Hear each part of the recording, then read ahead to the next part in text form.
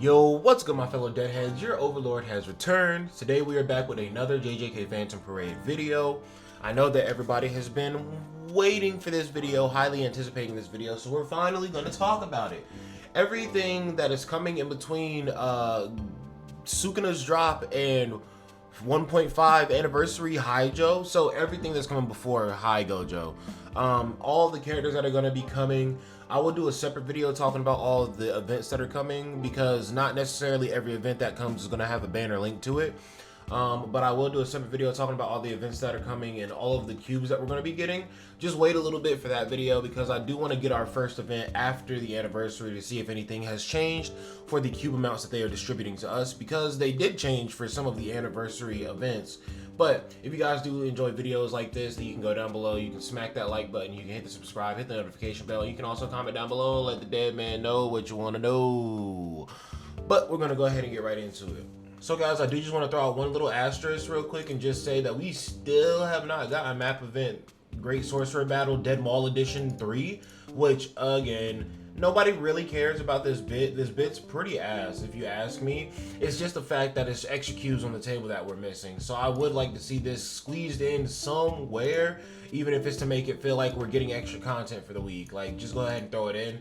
And the stuff that comes in global comes so fast that it feels like the content be kind of dead sometimes. Cause like, whereas with JP, and maybe it depends on, you know, which side you're on, but like in JP, I know the events came a lot longer, and since the events came for a lot longer, I feel like more events kind of like layered on top of each other, whereas they spam us with a bunch of events in 1 week, and it's like you're moving so fast to the events, you're kind of burned out on them and not even really taking into the fact the enjoyment of doing the events. So hopefully that gets a little bit better, that aspect of it. But I mean, I still understand what they're trying to do. They are trying to push the games to be even, to be synced up.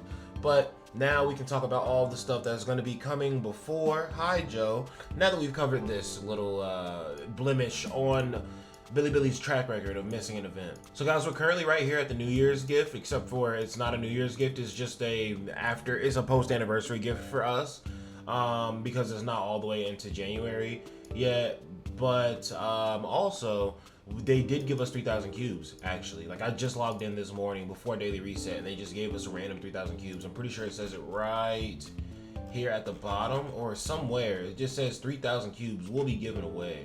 But yes, we got those 3,000 cubes and they started to give us this recollection bit. And actually the 3,000 cubes that they give us are over the course of the login event, but they've given us an additional 3,000 cubes, like from something. So I don't know. And I know this is separate from the login event, because the login event has already given us 300 cubes for the first daily login, and I've also gotten this page for the first daily login. So 3,000 cubes is definitely separate. We have this gacha going on right now as well. This is like a free New Year gacha, or it was. This is just a post-anniversary gacha. And basically, if you have not summoned by the time you're watching this video, which hopefully it is earlier than 11 a.m. on the 6th when you are watching this, if you have not summoned yet, then go do that summon, because these summons will not stack. These summons are actually all per day that they come out. So today, tomorrow, or no, yesterday it was on the 5th, today on the 6th after reset, and then tomorrow on the 7th after reset are going to be the 3 days you have to summon for the banner. A guaranteed SSR, or an SSR is guaranteed in the banner with each multi that you do. That is not necessarily a character, it could be an SSR, keep that in mind. But we do finally have Cheeky Curse Corpse Explorer stage, but this is stage 2, which means that we are already a stage behind on this for the global version. And guys, I'm gonna let you know, I farmed like a fanatic. This shit has been out for like 2-3 hours, bro. I've already almost gotten all the rewards in Cheeky. I'm not lagging on this shit, bro. And then right now we have the pickup Zanshin banner, and we have Formidable Battle versus Jogo, and we're going to get the double drops tomorrow, so everything is lining up perfectly fine. You can see that after this stuff dropped, a week after this stuff dropped is when the Hidden Potential system dropped, and also SP Hidden Potential releases, and Curse Sweep Battle. So we should be seeing all of this stuff, Curse Sweep Battle and everything, next weekend on Friday is what I am believing. So on the 13th, which is very exciting because that means we are so close. And also the Chablis incident, main story prelude. I don't think it actually started. I think it got like teased or something like that. But like, yo, it's crazy to think that we were just watching a few months ago, all the Shibuya incident stuff getting released and like announced and everything, and now it's finally to the global version as well. 3,000 cubes for the Shibuya incident starting. The story mode is also going to change for the Shibuya incident starting. I'm mainly just excited for Curse 3 Battle. I'll be real with y'all. Like I need some new form of grind to push all my characters for real. After Shibuya incident starts up, we are going to be getting a new map event with Yaga and Panda, but the character that is coming with this one is going to be Green Miwa. I heard Green Miwa is actually good, but this is the first character that we have in our little list of characters releasing after Sukuna before Haijo. So Miwa, like I said, I heard is actually pretty good. Random thing here, I do start to see the value in picking up characters just for their affiliations, because this Miwa's passive literally says that she gets stronger when paired with other Kyoto Jujutsu High students, and I believe the green Mechamaru works in a similar way. So if they're going to start utilizing the affiliations to start building into characters' kits, I am kind of more interested in picking up more characters with more diverse tags outside of what I usually would get. So I'm going to read the passive first, because her kit is all based off of Bato stance, which is pretty much a counter initiator, I guess you could say. I also believe Green Miwa is the first character that I've seen who uses all 4 of the auto skill slots. But I started to record this video the other day, and I'm gonna be honest with you, just reading through Miwa stuff alone kind of mentally made me tired. So guys, please be merciful with me and interpret this how you will. Counter Bato. While counter state is active, when targeted by an enemy's single target melee attack, not ranged melee, deals 100% taijutsu multiplied by a certain amount as counter damage. Multipliers differ based on the skill used because she can proc counters on different skills. Simple Domain. While Simple Domain state is active, applies the following effects to self. Decreases on Jujutsu damage received by 20%, nullifies effects applied from enemies' domain expansions, and then when counter state is deactivated, Simple Domain state is also deactivated. And guys, I actually made a video talking about features I want to see added into the game, and I actually talked about Simple Domain as a feature. I did not know that Miwa had it already. I didn't expect for them to give something crazy like Simple Domain to a Miwa. I definitely expected them to make us way all the way to Kusakabe unit or something like that, but very good that it's already in the game. Bato Sword Drawing. At the start of each turn, applies effects to self based on own Bato count. 1 turn, 1 counts or above, increases own taijutsu stat by 11%, Bato. 4 counts or above, increases on ultimate jutsu skill charge rate by 14%, Bato. And then 18 counts or above, increases own critical hit damage by 50%. 24 counts or above, increases own cursed energy consumption efficiency, so -5 cursed energy cost. When will they make a character who makes skills -10 cursed energy cost? I feel like that's going to be a very big thing since they specifically only do -5 on cursed energy efficiency. What character would even be able to do that? Ooh, maybe Hikari.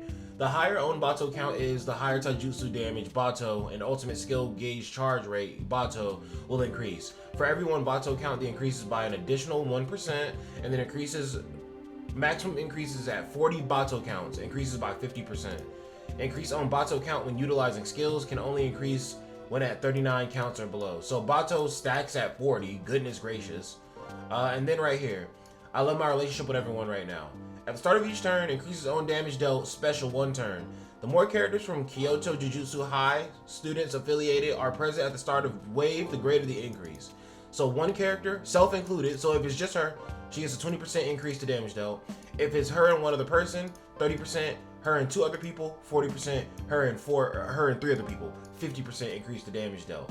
Now, guys, like I said, these passives here are a manuscript to read through, and honestly, just off of the passives alone, like for some reason, every time I come back to read Miwa's kit, it is like I'm just fresh out of bed for some reason. I am going to say, off of the length and intricacy of this kit alone, maybe she is a good character. I personally will not be summoning for her. I will continue my stance that Miwa characters, I think, are literally just like, if you want. We're still gonna go over her skills, but I'm just letting you know right now. Like I wouldn't submit for Miwa. just because I feel like she's gimmicky. I feel like you're never really looking for a character who directly counters. I will give her extra bonus points because she doesn't have some misleading ass role like defender or something like that. It says an attacker, which she properly is. But yes, Miwa I think is if you want, and I low key do want Miwa, but not enough to sacrifice my cubes before Haijo and Shoko and who knows what it could be, maybe a part 3 Gato who lost his his sanity. But also Blue Miwa is coming to the Blue Miwa is coming to the standard banner for this celebration, so I would much rather wait to pick up a Blue Miwa, because I'm just like, yo, I can't even summon for Green Miwa off of the premise that I want to work on every character's character growth rank and everything, right? No, I can't justify that just because I know that there is going to be a free Miwa for me down the road if I wait it out. And literally at the same celebration that I'm talking about getting to is when these extra characters are going to be added onto the banner. So I am certain that my luck to pick up a Miwa, even though I don't really care for a Miwa, will be there. So I will have a Miwa to work on for character growth in the event that they do release a Miwa that is so good in the future that you just can't resist. I mean, the game gets old enough, and this goes with any game. Game gets old enough, characters who aren't hype at all are going to start getting really hype releases because you've gotten through all the hype stuff, and now it's just kind of like, all right, now we're just doubling back, I guess. But I still would like to see like holiday units though. I could see a holiday Miwa, like a Valentine's Day Miwa or something like that, or like a Christmas Miwa. Ooh, Santa costumes and shit, bro. We're not getting into it right now.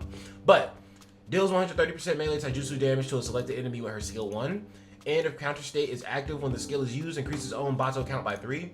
So it looks like she can increase her Bato count also on all of her different skills and everything. So like I said, very intricate, very a lot of moving pieces. I'm gonna go ahead and give her the benefit of the doubt and say maybe she is good. I was supposed to do my homework and look up all these characters before I got to this video, but the dead man is busy as shit and works a lot of shifts and has a lot of prior engagements that he has to get to. After the skill is used, cancel on counter stance and simple domain state. And the name of that skill is Nukitsuke. Skill 2, new shadow style simple domain. Increases on taijutsu stat by 20% for 2 turns. Activates counter state for 2 turns. Activates simple domain state. It's so weird that counter is just a means of extra damage and not a means of defense in this game. If own Bato count is 15 or above when the skill is activated, apply it.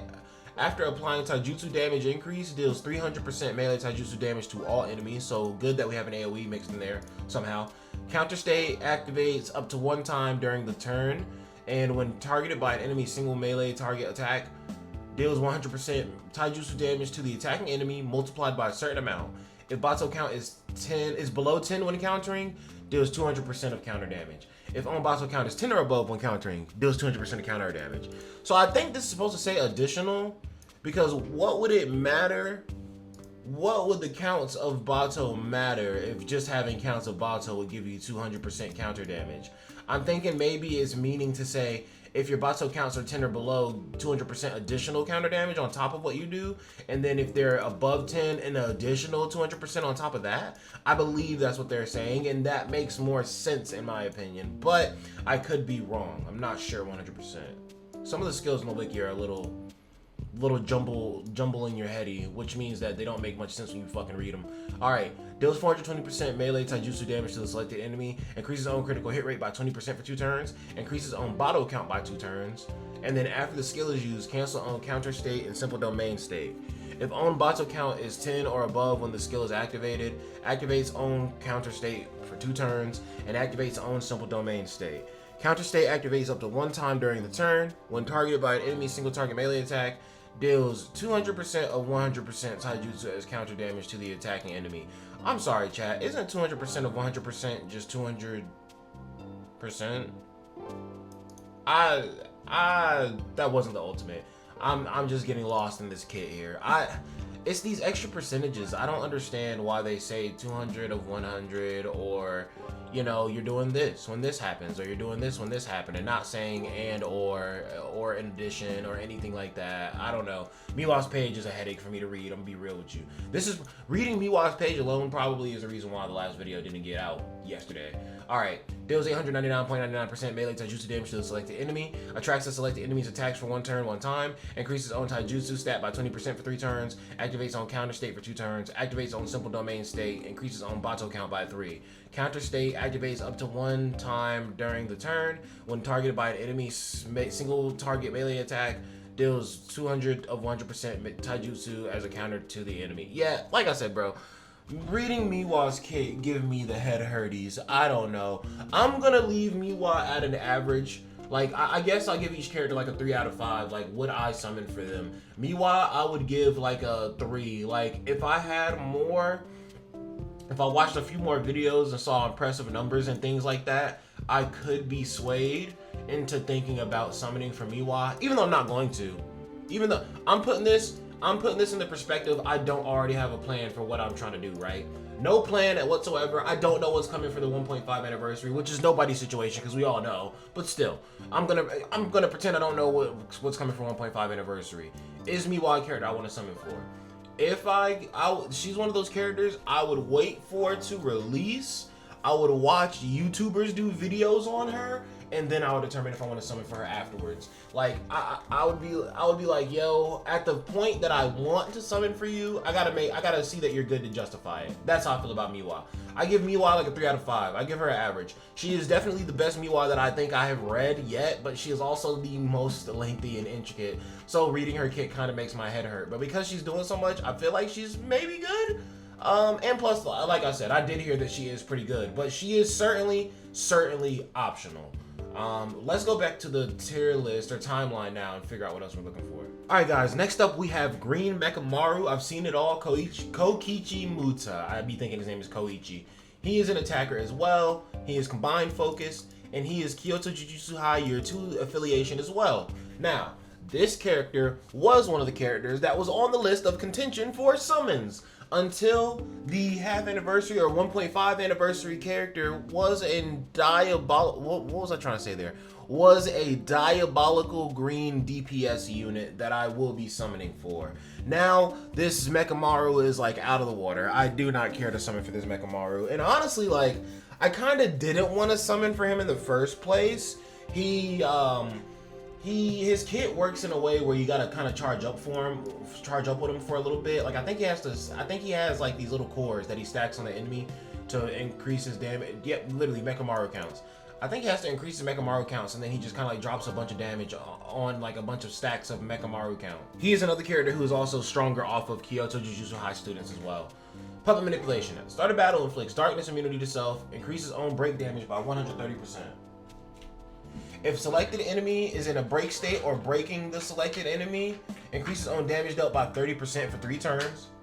So breaking, good, breaker unit. And then with everyone together, at the start of the turn, increases own damage dealt by 60% for 1 turn. So his damage buff is better than Miwa's, I believe. Based on the number of Kyoto Jujutsu High affiliations allies present in a wave, increases own damage dealt by 30% for 1 ally up to 150. Okay. Oh, the max stack is 150, and if it's just 1 ally, then it's up to 30. But it's like up to 60 because they're saying like self-included, as in if there's Mechamaru and somebody else, then you're automatic at 60%. Okay, I think I understand that. Then if there's 2 allies with him, 90%. If there's 3 allies with him, 120%. 4 allies. So if the entire front wave is all Kyoto Jujutsu High, you're getting 150% because this specifically says all allies present in a wave. The enemy who's in the back, or not, the ally who's in the back line is not a part of the wave. So I am liking that they are adding new mechanics and new kind of like specifications to these skills, making me think a little bit more while I read them. Let me know that we're getting ready for a more interesting meta with more interesting kits for characters. Skill 1. Deals 250.4% range taijutsu damage to the selected enemy and inflicts 2 counts of Mechamaru counts to the selected enemy.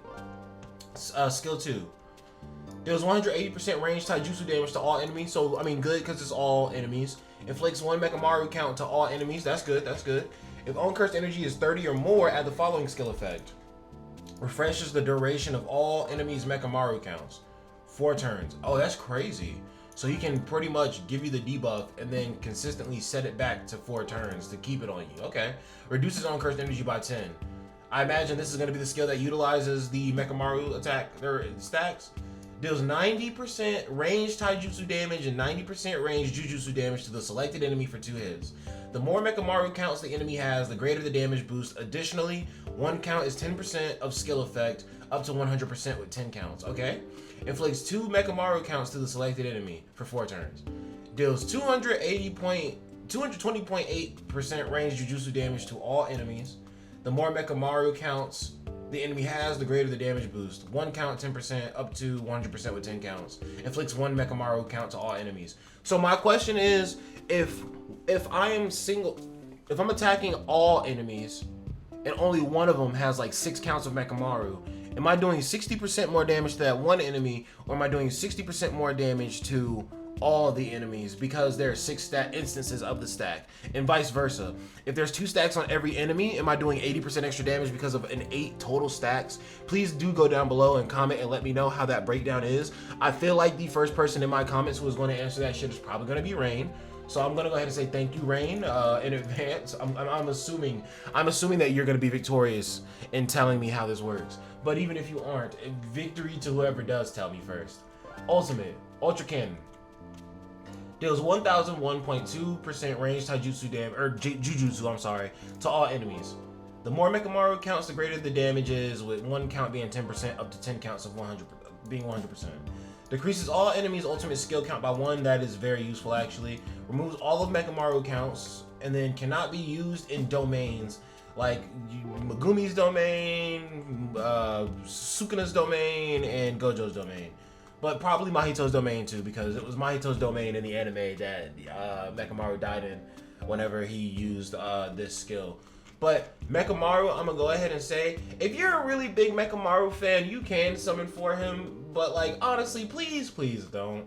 I would say that Mechamaru is a 0 out of 5 summon, just because we now know that the next character that's coming for 1.5 is going to be a diabolical green DPS.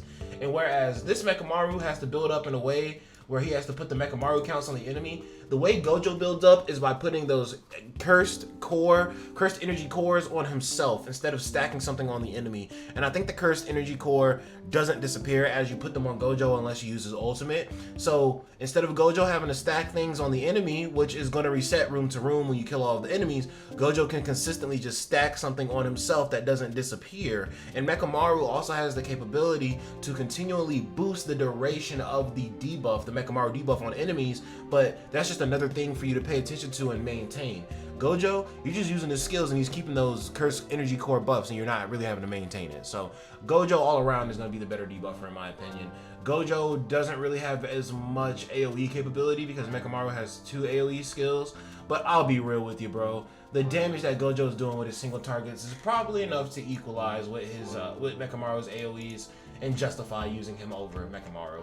Plus, whenever Gojo goes into the Honor 1 mode, his skill 1 turns into an AoE. Okay, I'm done talking about these two compared. Let's go to the next character. Alright guys, next up we have Red Inumaki, and I'll be honest with you, this Inumaki went under the radar for me. When he released, I feel like I just wasn't looking into the Japanese version of the game whatsoever, and I just had no recollection on what he does, but we are gonna give him a read and see what he does here. Passive. At the start of each turn, recovers on HP by 10% with a 50% chance. That's better. That is better survivability than most other Inumakis have. Does he have an auto skill up here? No, he doesn't. It's just down there. At this point in the game's like lineage, they're only doing auto skills down there. They're not even doing characteristic anymore. Okay, let's take a read. Skill 1. Deals 150% Jujutsu damage to the selected enemy. If the selected enemy has any cursed speech counts, additionally, deals 100% Jujutsu damage to a selected enemy. The more cursed speech counts the enemy has, the greater the damage. 50% extra Jujutsu damage per count, up to 300% per 6 counts. If the enemy is targeted by a skill, you sacrifice 3% of your own HP. No, if the enemy is like really powerful, you sacrifice 3% of your HP. Otherwise, you only sacrifice 1.5% HP. So I am gonna go ahead and say one thing that I'm noticing with all these characters. It seems that with all of these characters, maybe they realized that past characters they had that had mechanics similar to this worked really well, or people really liked them, or maybe summons or revenue was good during the summons. But basically, it looks like they are trying to incorporate some form of extra damage via counts of some sort to every character, right? With Inumaki here, we have the extra cursed speech counts. With Mechamaru, we had the Mechamaru counts. With Miwa, we had the Bato counts. They look like they are trying to squeeze out extra damage on these characters by doing counts now, which I don't hate it as long as it is executed properly. And I feel like there are some characters in the past, maybe like that are based off of, okay, you have more cursed energy, you do more damage, right? Characters like that, Gato, right? Characters like that are really good. Characters who work off accounts can be really good, but like I said, they got to do it the right way. I do very much appreciate that this Inumaki has a chance to take a very infinitesimal amount of HP away instead of the big amounts that he usually takes. And there's like kind of like a, there's like a, you know, if the enemy is absolutely piss poor weak, you take even less HP, so that's good. But yeah, more cursed speech counts, more damage. Just the theme I'm noticing with these characters. Stuns the selected enemy with a 156% chance at level 10. I think that's lower though than the other Inumaki, or maybe it's a tiny bit higher, or maybe it's like the same range as the red rare Inumaki. Increases the selected enemy's taijutsu and jujutsu damage received by 40% for 2 turns, effective for red type attacks. Now this is diabolical right here. If the enemy's is targeted by the skill, sacrifice. If a powerful enemy is targeted by the skill, lose 8% HP. If not a powerful enemy, only 3% HP. And fills all allies' ultimate gauge by 214, excluding self. This skill alone makes me think that Inumaki is a top tier summon option, but I will go ahead and say that since we have, like, bro, I'm not trying to tell y'all skip. And especially if y'all have the means to summon for, you know, all these characters in between, not all of them, but like if you have the means to summon for some of these characters in between and still have enough to pity Gojo and Shoko, because I feel like both of them are like must pickups. If you have the means to pity both of them when they come out, then I mean, hey bro, more power to you. I'm not gonna stop you, but you have Domain Expansion Gojo already, or you should have Domain Expansion Gojo. If you didn't summon for Domain Expansion Gojo during the course of the anniversary, I don't know what the hell you were doing during the anniversary. I'm gonna be honest with you, chat. But you should have Gojo. And while their debuff is not the same, Gojo's debuff on his domain is still absolutely dastardly, absolutely maniacal. It'll still give you really big damage numbers either way. And also, Gojo works, his debuff works for anybody, right? Not just red characters, red, blue, green, yellow, all the whole 10 yards. So Gojo is a more versatile option. Is the debuff that you're going to be getting on the enemy the exact same? No, but is it still a very powerful debuff nonetheless? Yes. So I can't justify this summon personally, and I'm very interested in this Inumaki's kit actually. I actually did the pity. I'll talk about that in another video. We're not even gonna jumble it up right now. But deals 300% jujutsu damage to all enemies on skill 3. Inflicts cursed speech on all enemies 5 turns, 1 count. If powerful enemy is targeted by the skill, additionally inflicts cursed speech on all enemies 5 turns for 2 counts. So you get 5 turns, 1 count, but if you're facing a powerful enemy, an additional 2 counts. Yes, because this one says additionally, unlike green Miwa skills for some reason. Additionally, 2 more counts. So you can get 3 counts of cursed speech on an enemy if they're powerful. If it's a powerful enemy, 6% HP sacrifice. If it's not a powerful enemy, 2.5% HP sacrifice. Then we have the ultimate, Split. Increases on Jujutsu stat by 50% one time, deals 1000% Jujutsu damage to all enemies. Then if the enemy has cursed speech counts, additionally, deals 100% Jujutsu damage to the selected enemy. The more cursed speech counts the enemy has, the greater the damage. 66.7% extra Jujutsu damage per count, up to 600% at 9 counts. Removes 6 cursed speech counts from all enemies. That's cool that it only removes 6 and you can still have some up there if you stack them enough. Or what does cursed speech stack up to? I don't think it said that during the entire kit reading here. If the powerful enemy is targeted by the skill, sacrifices 10% of own HP. If not a powerful enemy, 4.5% HP. And increases own curse energy consumption efficiency for 3 turns.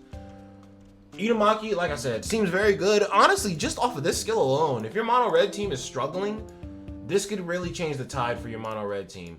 But if you already have red Mei or red Gojo, again, I cannot justify. And honestly, the big secret, I'm not justifying any of these characters on this list except for one of them. But because I hear constantly that you need that one character for Tower, like you need that character. The rest of these characters, I've literally seen something saying that they're all optional. But that one character that I'm thinking of, no, apparently they are necessary. But we're gonna go ahead and go to the next character. Maybe it is that character next. It is that character next. We have Yellow Shoko doing the Jotaro Star Point because she is about to order in your heart. I don't know what I was trying to say. I was trying to do a surgery reference, but let's read that passive first, as we do around here. If an ally's HP is 40% or below at the start of turn, self-excluded, recovers all allies' HP by 30%. That's excellent. Then deals damage when used on a cursed spirit. Decreases the value of one of all allies' eligible debuffs by 30%, and prioritizes the most recent debuff up to 3 times in battle. So this is pretty much like Yuta's thing, except for Yuta doesn't heal by 30%, does he?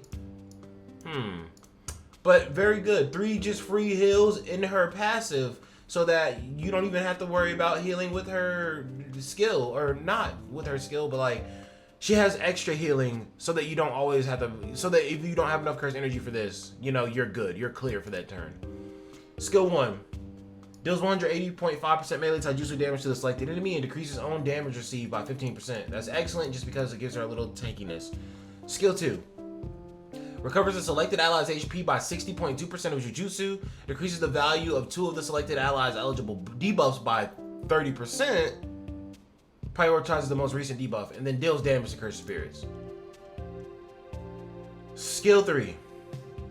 Increases the selected allies' damage increases the selected enemy's damage received by 15%. Good, a little debuff. Increases all allies' taijutsu and jujutsu stat by 62.2% for 3 turns. Effective for yellow. Oh my god, that's ridiculous. Is this not the green Shoko's buff? Green Shoko's buff is like 65%, I think. What is up with these absurd ass stat buffs? And then ultimate deals 1022.7 melee taijutsu damage to a selected enemy. Increases all allies damage dealt by 45.1% for 2 turns, and increases all allies' ultimate skill gauge charge rate by 30% for 2 turns. Oh, I'm not gonna lie, I don't like the fact that she only does single target healing. I don't like that too much. And her ultimate's not a heal either, but a buff. I can see the merit in that, but I would have preferred her having more healing. But again, like I said, I hear that she is absolutely essential for tower floors in the future. So I will put her at a, I didn't even give Ready Inumaki a ranking. I'll give Ready Inumaki a 4 out of 5. He seems like an actual very good unit, but also 3 out of 5 because you should have summoned characters that can replace him beforehand, is what I'll say. Then Yellow Shoko, I'm gonna have to put it a 5 out of 5 because I actually am summoning for this character. Even though I don't like that this is just a single target heal right here, she does have AoE heals in her kit itself, so I'll take it. I'll be okay. This is a 5 out of 5 for me, summon priority. I gotta beat them tower floors, what can I say? And also, extra caveat, we don't know how long until she'll be added to the standard banner. That's also another reason why I'm kind of like, okay, we should probably pick her up immediately. You know, like anniversary characters, obviously you pick them up immediately because you don't know when they'll come back. Same reason for Shoko. Don't know when she'll come back, so I'm gonna go ahead and just do this. I can take them apart as I please, right? Wow, that is some scary ultimate naming there, but we're gonna go on to our next character. We got Blue Maki. Blue Maki, when I first saw her kit, I thought she was actually pretty good, and I thought maybe even like, oh, okay, maybe they made a blue character who is strong enough to replace original Gojo. But I mean, they've made plenty of blue characters who are strong enough to replace original Gojo. But I was like, maybe she can definitively do it, and this can be her job, right? They didn't make Sukuna to replace Gojo. They made Sukuna to be the best damn damage dealer in the game. They didn't make Geto to replace Gojo. They made Geto to replace Gojo, maybe. I don't know. But either way, Maki just seems like the first really good blue damage option in a very long time. But even still, not worth the summon. I kind of remember her kit. I think not worth the summon at all. Early Bird gets the worm. At the start of each turn, increases own taijutsu stat by 10% for 2 turns, or at the start of each wave, I'm sorry. And then decreases own damage received by 7% for 2 turns. Then Heavenly Restriction. Start a turn. Increases own taijutsu stat 1 turn. The fewer enemies there are in the wave, the greater the boost. 1 enemy 30%, 2 enemies 25%, 3 enemies 17.5%, 4 enemies 10%. And at the start of battle, recovers 2% of own HP at the start of each turn. Reduces own damage received by 8% and evades the enemy's attack with an 8% chance. I'm gonna go ahead and say don't summon for this character. 0 out of 5. I'm gonna read her kit, but like yo, I'm not past. Literally, Shoko's the only character I think you should be summoning for. All right, deals 225 melee taijutsu damage to the selected enemy. Increases own ultimate skill gauge charge rate by 35% for 2 turns. Grants flying kunai state to self for 2 turns. Alternate states and extra instances for extra damage. That's all these characters are. Additionally, applies the following effects when in the following states: cutting knife. Increases own critical hit rate by 50% for 3 turns. All out full sword. Increases own ultimate skill gauge charge rate by 15%. So this skill grants flying kunai, but has other effects if you're in cutting knife or all out full sword. Okay, so she has multiple states. Let's see. Skill 2. Deals 450% melee taijutsu damage to the selected enemy. Increases own taijutsu stat by 35% for 3 turns. Increases the damage reduction rate and evasion chance from the heavenly restriction auto skill by 30% for 1 turn. That's interesting. Grants cutting knife state to self for 2 turns. Additionally, applies the following effects when in following states: flying kunai. Increases own taijutsu stat by 25% for 3 turns. All out full sword. Decreases own damage received by 10% for 3 turns. So this one grants cutting knife. This one grants flying kunai. And then when this one's in flying kunai or all out full sword. Okay, I see. I'm understanding it a little better. Then skill 3 deals 600% melee taijutsu damage to a selected enemy. Grants all out full sword state to self for 2 turns. I'm gonna be honest with you, this character is reminding me of Bellona from Smite right now because she has 3 different weapons. Additionally, applies the following effects when in the following states: flying kunai state, fills on ultimate gauge by 110. Cutting knife state, increases own critical hit damage by 50% for 3 turns. I actually do kind of like this. Like, each different skill has a different weapon that puts you in a different state. I can respect it. I can get behind it. And it seems very interesting. One of the things that I pride Joe on so much is that his kit seems very interesting for DPSs that we've gotten thus far in the game. So like, this Maki's kit definitely seems very interesting to me, and I do appreciate the work they put in on this kit. But she's still a not summon. Not for now. Standard banner. Wait for standard banner. Deals 150% range taijutsu damage and 1050% melee taijutsu damage to the selected enemy. The 4th hit is guaranteed to be a critical. Fills own ultimate skill gauge by 110. I think she seems like a very competent damage dealing option, and I like all the different modes and switching between all the different modes. But is her strength going to be crazy enough for her to replace Sukuna for you? Do you think that you're going to replace Sukuna, Inumaki, Gato, or Blue Momo on your blue team for anything? Do you think you're replacing any of those characters with Maki? Because if not, then I don't think you should summon, because there's also a free-to-play option in the background named Jogo, who gets an SP buff that makes him a bit dastardly of a DPS as well. So it's just kind of like, I don't know if I can recommend this. If you're really struggling for blue units, like I was during this half anniversary on Global, which led me to summon for Gato and Sukuna, hey bro, maybe. If there's like blue stages all over the game, just riddling your account that you cannot beat because you are just missing that blue DPS, Blue Maki's probably not going to be a bad option for you, but she might be a little bit regrettable. But at the same time though, Sukuna and Gato and all of them have already passed. So if you didn't pick them up, you are where you are now, you know. But yeah, I think Maki's a good pickup. I think Maki is a 3 out of 5. She's probably a very average damage dealer.